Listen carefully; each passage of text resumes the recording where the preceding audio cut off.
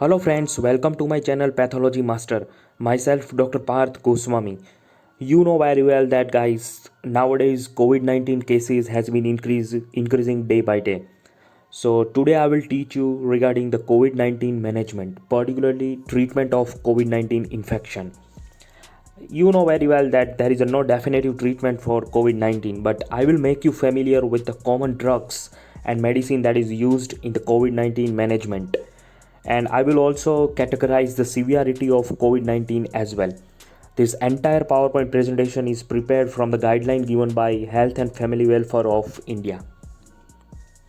So guys, before we start the management of COVID-19 or we discuss furthermore about the COVID-19, I request you to check the playlist and see my video regarding the prevention of coronavirus and the steps of hand washing. If you see these two videos first, then it will be more easier to understand this lecture. So let's start with the background of COVID-19.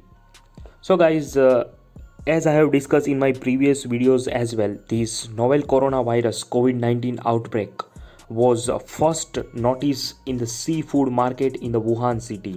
So it started from the Wuhan city in the China in the mid-December 2019. And nowadays, after approximately 6 months, it has been spread to the 214 countries, territories or areas worldwide. So the WHO declared this COVID-19 infection as an pandemic, means prevalent all over the world, on the 11 March 2020. You can see in this diagram it has been pandemic nowadays. It has been prevalent all over the world. Okay. As far as the epidemiology of this COVID-19 infection is concerned, the evidence suggests that this particular COVID-19 infection, that is SARS-CoV-2, is genetic source, has been having genetic source. It has been thought that it might arise from the bat. So the bat origin can be there. This virus is envelope virus and it is a RNA group of family. It is a RNA virus. That's why it is difficult to make the vaccine, right? Its structure is somewhat similar to like that of HIV virus. So this particular RNA virus is concerned with the SARS family, right? It is a group of severe acute respiratory syndrome viruses family, and it uses the angiotensin converting enzyme receptor for the cell entry. It will gain entry into the cell through this receptor. So that is the basic outline of the epidemiology. As I have discussed, you know very well that coronavirus is spread by respiratory route. It's a contagious respiratory disease spread from human to human through respiratory droplet. It can spread by surface contact as well, right? It can spread by surface contact as well, and that's why hand shaking is not advisable, and it's not advisable to touch the contaminated surface as well. You have to do the sanitization after touching contaminated surface. So if you see the mode of spread of COVID-19 in detail, then you can see my video regarding the prevention of coronavirus that has been discussed in the detail in that video. Okay. Alright guys, I have covered the clinical symptoms of coronavirus also in my previous videos regarding COVID-19, but I will give you the outline regarding the diagnosis of this coronavirus. So guys, basically the symptoms can be from the common cold to the severe like that of pneumonia.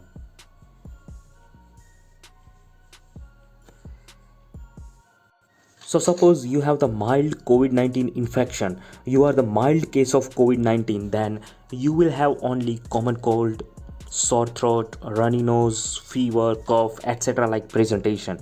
That is suggestive of upper respiratory tract infection, which is a mild case. But suppose if your condition is getting worsened and you are getting converted into moderate to severe case of COVID-19 infection, then you can have pneumonia like presentation, particularly lower respiratory tract infection, and then you can have difficulty in breathing like that of symptoms, right? So in severe case you can have difficulty in breathing as well. I will categorize the COVID 19 infection later on in the slide. We will discuss this later on in the slides, right? Okay. If the infection is not controlled, then in few patients there can be septicemia or there can be multi organ dysfunctions in which you can have your renal injury, right? So, renal failure can be seen in advanced cases. So, that is regarding the basic symptoms of the COVID 19 infection. Alright, now we will see basic pathophysiology of COVID-19 infection. Although we will not discuss it in detail, but it should be but you should understand the pathophysiology to understand the treatment properly. So, guys, as far as the pathophysiology is concerned, this infection usually lead to upper respiratory tract infection. Suppose you have not any comorbid condition, then basically you will have only respiratory tract infection, particularly upper respiratory tract infection in form of common cold, sore throat or fever.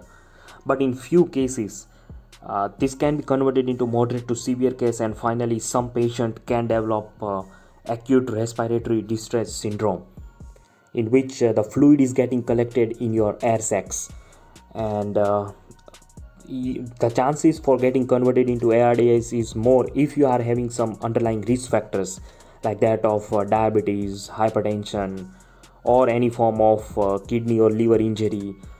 In such case, there is a more chance for developing into the acute respiratory distress syndrome. And suppose this acute respiratory distress syndrome is not treated, then you can develop secondary bacterial infection as well. You can develop the sepsis, and the septicemia induced multi-organ failure can occur. So the patient ultimately can get converted into multi-organ dysfunction syndrome, and particularly it will lead to renal and cardiac injury in multi-organ dysfunction. Multi-organ dysfunction means more than two organs of your body is getting affected. Particularly if it involves your kidney, then you can have decreased urine output and it can be lethal. So, guys, initially scientists thought that patients died because of only ARDS induced complication, but nowadays the autopsy finding that was done in China and European countries, that particular finding shows that in this COVID-19 infection you can have the cytokine storms. There are release of various cytokines which will lead to endothelial damage of your vessel, and because of endothelial damage the coagulation cascade is getting activated, and you will develop microvascular thrombosis because of that. So you will develop the blood clot within the vessel. You can see that here there is a thrombus formation, and this thrombus formation is responsible for the death in many patients because of infarction.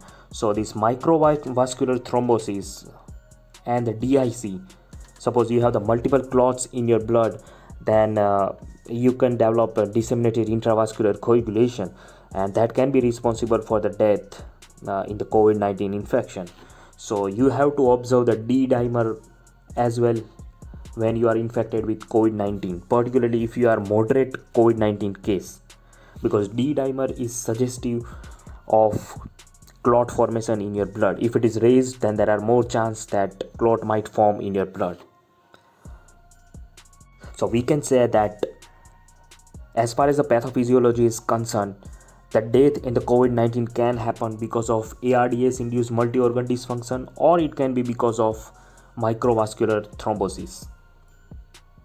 Alright, guys, now when to suspect the COVID-19 infection, we will see the case definition. So any patient with having respiratory illness, particularly cough, fever, sore throat, dyspnea, etc., like presentation, and if there is a strong history of traveling in the COVID-19 affected area 14 days prior to the symptom onset, means within 14 days if he has traveled to the COVID-19 affected area, then you have to suspect the COVID-19 infection. Or if within the 14 days of onset of symptom he has a contact with the confirmed or probable COVID-19 case, then also you have to suspect COVID infection in that particular patient. Or suppose such traveling history or contact with COVID patient is not present, but the patient is having respiratory illness and you cannot reach up to the any other probable alternate diagnosis which fully explain the clinical presentation, then you have to think about the COVID-19 infection. Okay. When you will tell that this infection is confirmed, when you will say the confirmed COVID case, that is only when you confirm the case after taking the swab. You have to take the swab and do the RT-PCR testing from that swab. So only laboratory confirmed case of COVID-19 will be labeled as an confirmed COVID case. Otherwise it is called only suspected case of COVID-19. Alright, now we are starting our main portion of COVID-19, that is management of COVID-19. So for planning proper management, you need to categorize the each confirmed case of COVID-19. It is categorized into three forms: either mild, moderate or severe case. So the category is important according to which treatment is given. So we will see the clinical severity assessment in case of an COVID-19 infection. So the case of infected COVID-19 patient is called as a mild infection when you don't have complicated symptoms, means you only have the symptoms like that of fever, cough, sore throat, nasal congestion, headache or malaise. That is the symptoms of any viral infection, means you will not have difficulty in breathing. And if you assess the oxygen saturation, that is known by the name SpO2, suppose you are estimating the SpO2 level, if it is greater than 94% or 95%, right, if it is normal, then it could be the mild COVID-19 infected case. Then it is called as a mild case, which can be managed at COVID care center or at the home as well. So how will you measure this SpO2 level? Patient will not have dyspnea, but you will have to measure the SpO2 as well. So it can be measured with the help of one instrument. Here you can see that this yellow color instrument is pulse oximeter. It should be applied to your finger and it will give you reading regarding the SpO2 and the pulse rate. You can see that here SpO2 is written as a 97. The value greater than 95% is normal and the pulse rate is 72. It should be within 60 to 100. So you can see that SpO2 is normal and that's why it is a mild case of COVID-19.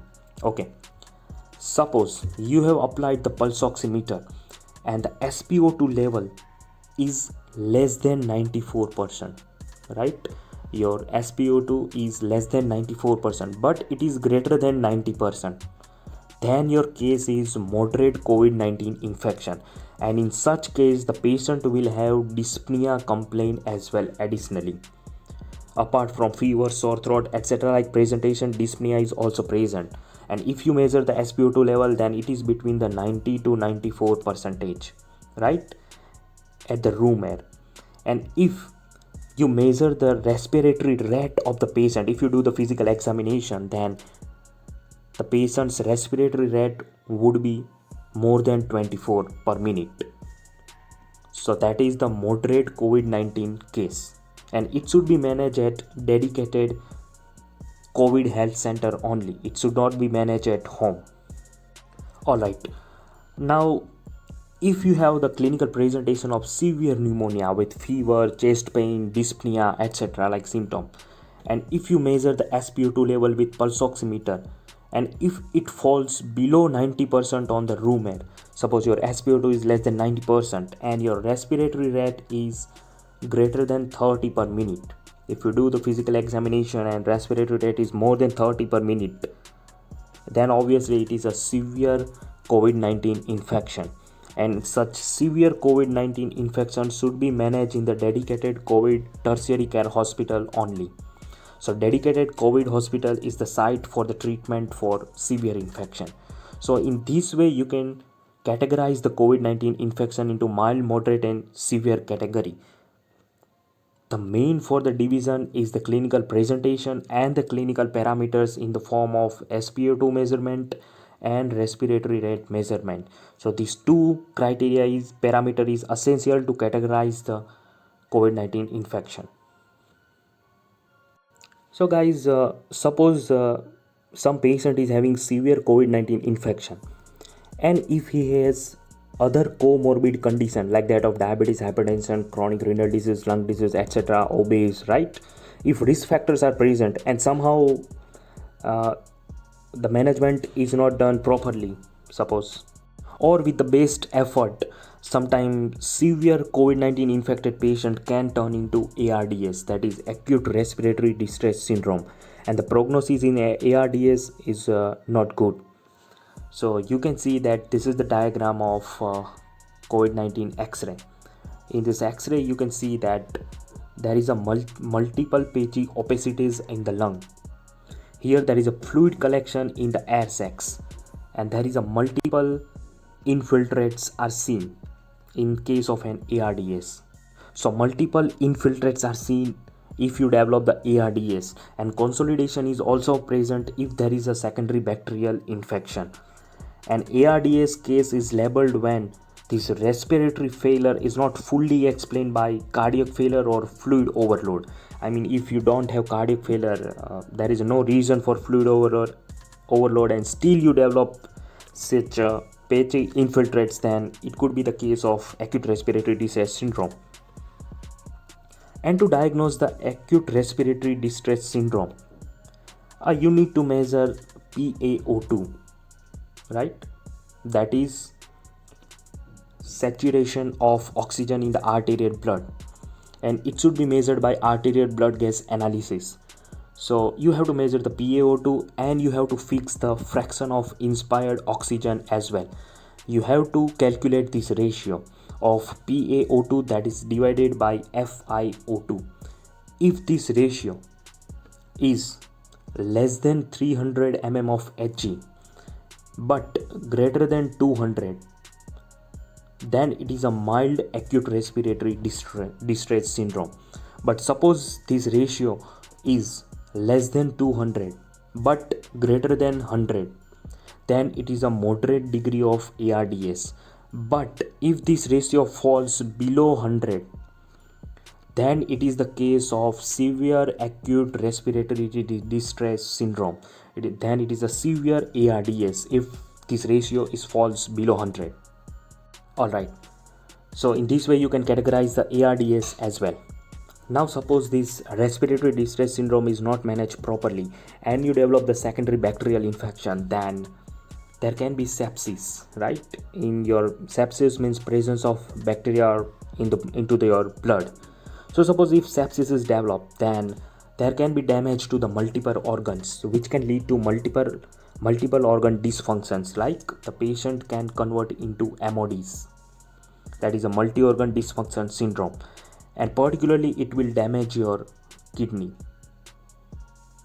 and because of kidney damage your urine output can get reduced, and if the sepsis is widespread, then you can develop septic shock as well, in which your blood pressure will fall down, and if it is not managed properly, then death also can occur. Because of encephalopathy, you can develop altered mental status, you can have confusion status, right? And because of infection, obviously there will be fast breathing, because the COVID infection affect your lung, your breathing will be fast, the respiratory rate will get increased. So in the septicemia, finally patient can get converted into septic shock, and because of low blood pressure or because of kidney injury or MODs, the patient can die. It can affect the multiple organ if it is getting converted, COVID infection converted into sepsis, right? And other laboratory evidence, as we have discussed, some patient can develop coagulopathy as well. Some patient can develop clots within their blood, and because of coagulopathy also patient can die. Alright, now we will see the sample collection of COVID-19 infection. So guys, our main topic is to manage the COVID-19 infection, but I should explain you the sample collection as well, because then only the case can be confirmed and then only it can be managed. So to confirm the COVID infection, you have to take the swab according to the site of involvement. Suppose the presentation is only of upper respiratory tract, then usually this testing is done. You have to take the swab from the nasopharyngeal area or the oropharyngeal area. You can see that this is the nasopharyngeal swab intake, right? So you have to take the nasopharyngeal swab or oropharyngeal swab initially, and then it should be tested with the PCR, right? Polymerase chain reaction like molecular testing is done to confirm the case. But sometime in special circumstances, you might have to take the sample from the bronchoalveolar lavage, from the tracheal aspirate, or the sputum. Sputum should be collected into sterile leak-proof dry container. So sample might need to be taken from lower respiratory tract as well if the presentation is like that of severe pneumonia, right? Otherwise, in most of the patients, we are taking the samples from the nasopharynx or oropharynx. So the samples should be taken from upper respiratory tract. Okay, during the sample collection, you have to be precautious that you have to wear personal protective equipments. With the proper precaution only, you have to collect the sample. And during the sample collection, you have to restrict the entry of visitors or unnecessary attendants, right? After sample collection, you have to fill form completely. Requisition form should be filled properly, and then you have to send it into the laboratory for the examination of COVID. And after taking the swab, it should be put in the viral transport media, that is VTM.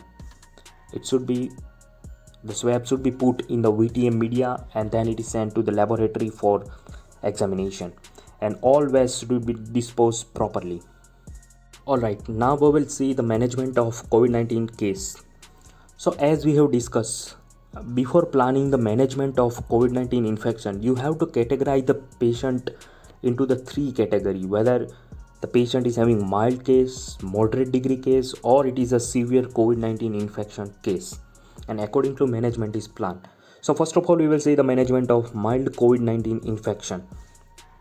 Now such type of mild category infection usually managed at COVID care center, first referral unit, community health center, or the district hospital.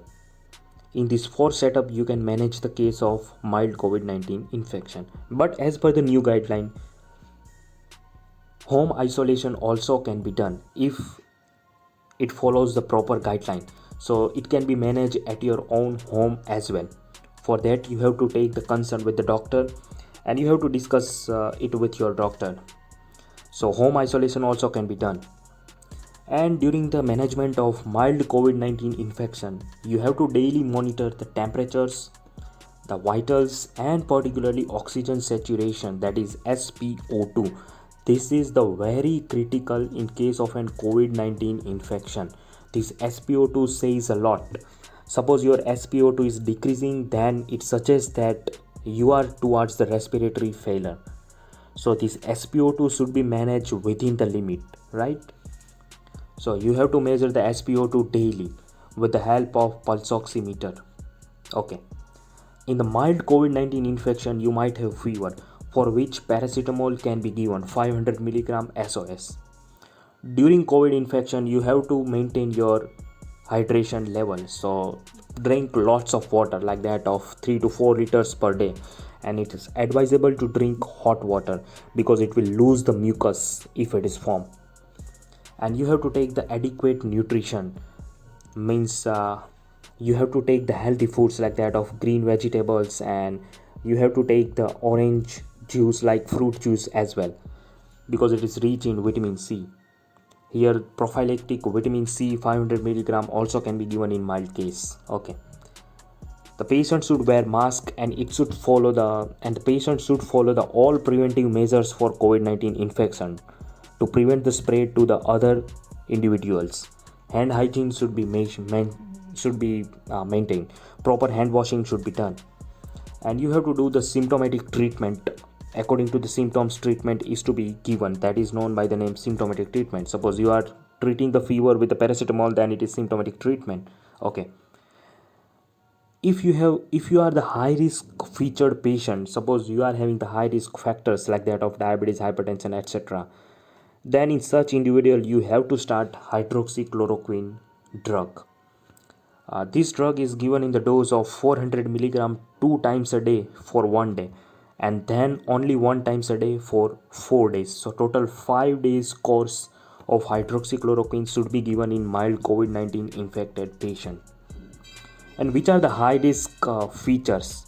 Means when you label the patient with high risk, so, if these high risk features are present, then the mild COVID infected patient can get converted into moderate to severe case, right? The high risk features are age greater than 60 years, if you are obese, if you have the diabetes or hypertension, right?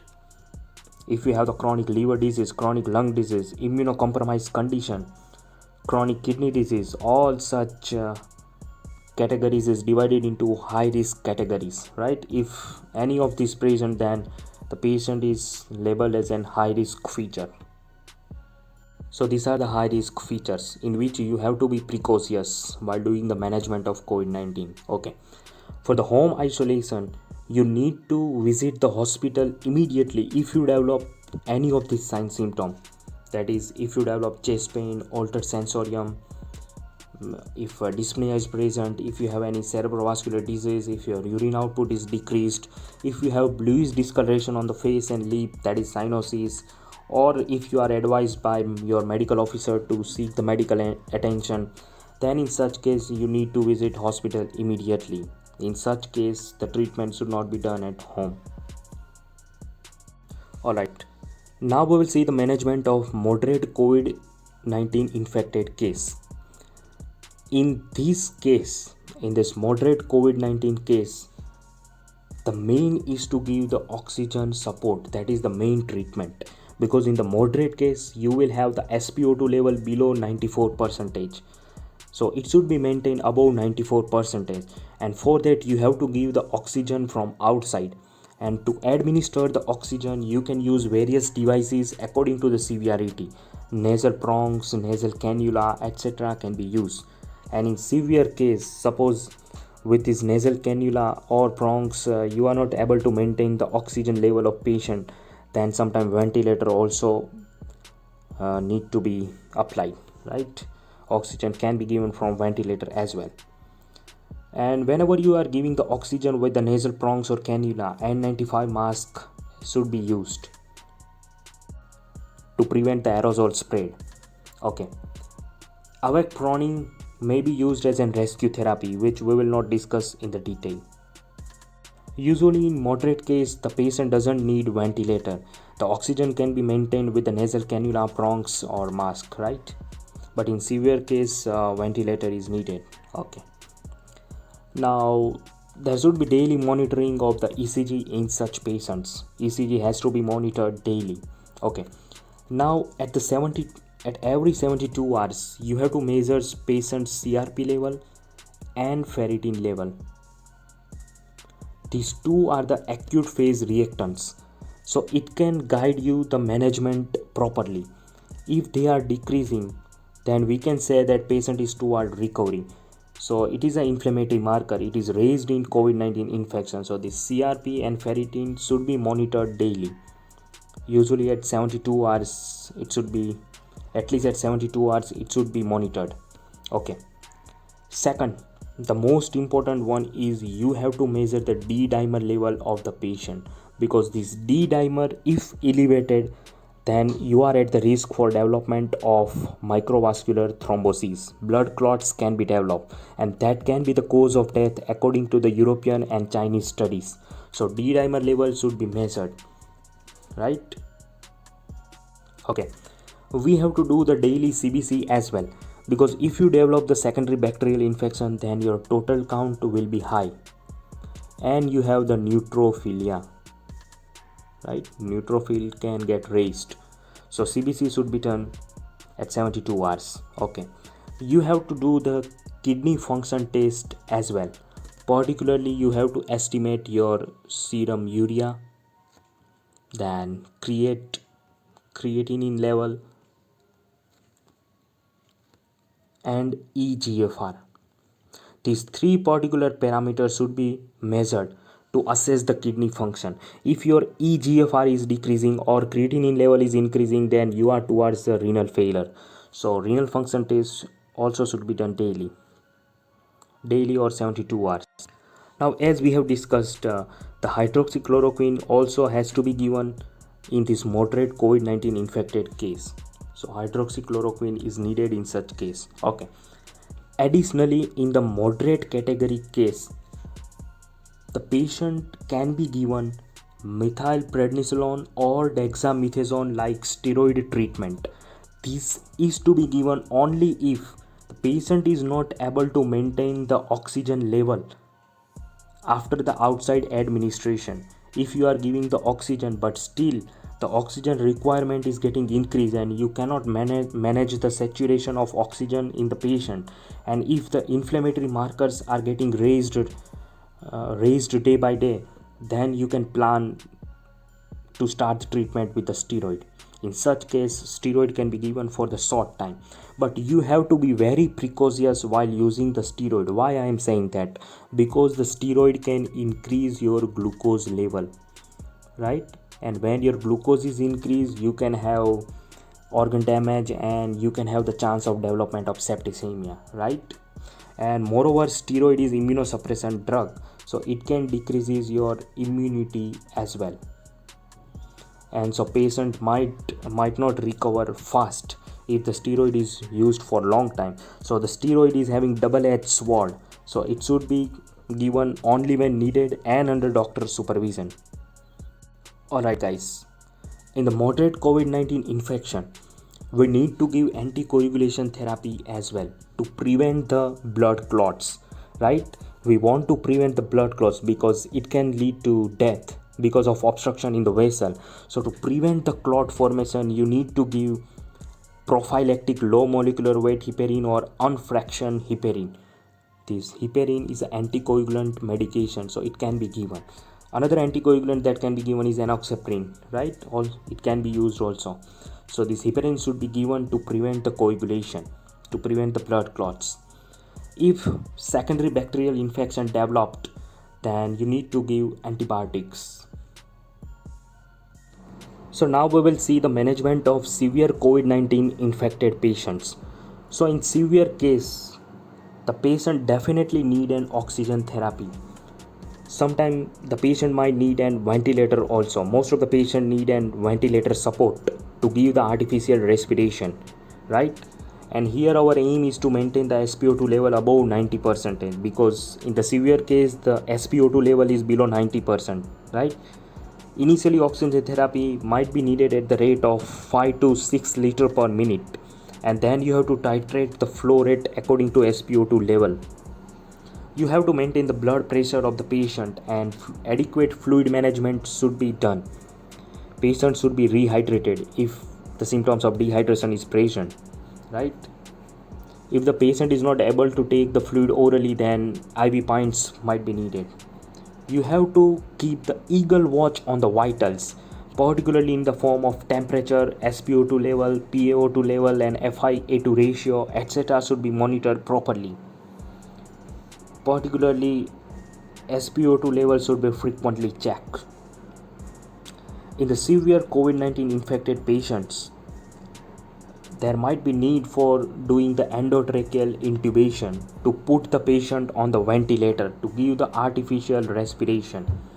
So to give the oxygen, sometimes ventilation is needed. Okay, now as we have discussed in the moderate case, suppose in the severe COVID-19 infection, if your oxygen indicators are deteriorating, particularly if your SpO2 level is getting decreasing day by day, and your inflammatory risk and if your inflammation is increasing, if you are doing the inflammatory markers like that of CRP, ferritin, procalcitonin, etc. increasing, right? And you are not able to maintain the oxygen level with the normal nasal cannula or prongs, right? Even if the ventilator, sometime oxygen is not maintained and your x-ray is deteriorating, right? You are developing the multiple patchy opacities. Then in such case, to combat the inflammation in your body, to reduce the cytokine storm, you need to give short time steroid for the 3 to 5 days steroid course can be given, particularly in the form of methylprednisolone or dexamethasone. This dexamethasone is less potent, and so it is preferred over the methylprednisolone nowadays to prevent the side effects of steroid. So in severe case, as we have discussed, steroid can be given, and it should be used under the doctor's supervision only. So steroid given only when needed. Okay.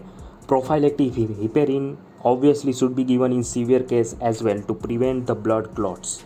We want to prevent the blood clot formation. So for that you need to give heparin.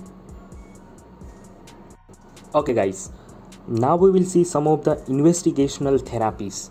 Until now we have discussed the therapy that is approved, but some therapy is not licensed and it can be used off label. So it's having the limited available evidence regarding the potency in treating the COVID-19. That's why it is labeled as an investigational therapy as of now, until this date, while I am making this video. Okay. So this drug is used only definitive subgroup of patient, as said by Family of Health and Welfare of India. So the first investigational therapy is remdesivir. So this remdesivir is used only in the moderate COVID-19 infected patients, and you should not give this drug if the patient is having liver damage, particularly if AST to ALT ratio is greater than 5 times. If the patient has kidney damage, particularly eGFR less than 30, then don't give this drug. If the female is pregnant or lactating, then this drug is not to be given. If the patient is children less than 12 years of age, then remdesivir is contraindicated. So in these 4 conditions, this drug is contraindicated and it should be given only in moderate case. Okay. Second mode of therapy, that is investigational therapy, that was thought to be a game changer, is the convalescent plasma. Now this plasma is considered in patient with moderate case. It should be given in moderate COVID-19 infected patient. In mild case it is not given, and it is given in the patient which are not improving, means oxygen requirement is progressively increasing and SpO2 level is not maintained despite the use of steroid. You have tried the steroid use as well but still not improving, then you can give the convalescent plasma. What do you mean by convalescent plasma? Here we are collecting the plasma from the recovered COVID-19 patient. Suppose the patient has COVID-19 infection, so he will recover when he develop the antibody against the COVID virus. So whenever he develop the antibody, you can collect this plasma and you can transfuse it in the COVID-19 infected patient to give the passive immunity. So that is known by the name convalescent plasma, and the dose is 200 ml single dose. It should be given over more than 2 hours, right? Not less than 2 hours. Dose can be variable from the 4 to 13 ml per kg. It should be given according to your physician advice. So this convalescent plasma can be used in moderate case. Okay. Now what is the prerequisite for the plasma use? When you can use the convalescent plasma? When you have done the ABO compatibility and cross matching. If it is compatible with the donor plasma, then only it should be given, and the ABO blood group should be confirmed, means the blood group should be same for the plasma use. Okay.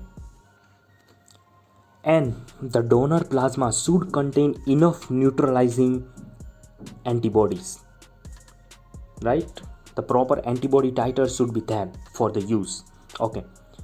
And the recipient, after given the convalescent plasma, should be monitored frequently, right, for the several hours to check for any blood transfusion reaction if happens.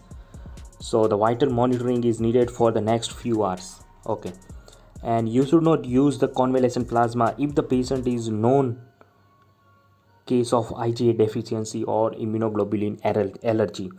If IgA deficiency or immunoglobulin allergy history is present, then plasma is not to be used. The last drug in this category is tocilizumab, which can be used off-labeled, right? And the special consideration for its use is if you are having the severe degree of raised inflammatory markers, particularly CRP, ferritin, and interleukin 6. If you have the raised inflammatory markers, then only this tocilizumab should be used, otherwise not. And after giving this drug, you have to monitor closely for the secondary infection and the neutropenia, right? If the patient is already having the active infection or tuberculosis, then such drug is not to be given. So this is the third investigational therapy.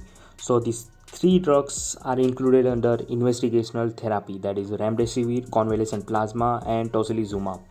Okay, and this is my reference for today's presentation. I have prepared entire lecture from the clinical management protocol COVID-19 that was given by Government of India, Ministry of Health and Family Welfare. Thank you very much guys, and if you like my video, then subscribe my channel and press the bell icon so that you will be notified whenever I am posting the new video. This topic is not of pathology, but still it is useful topic, so you can watch.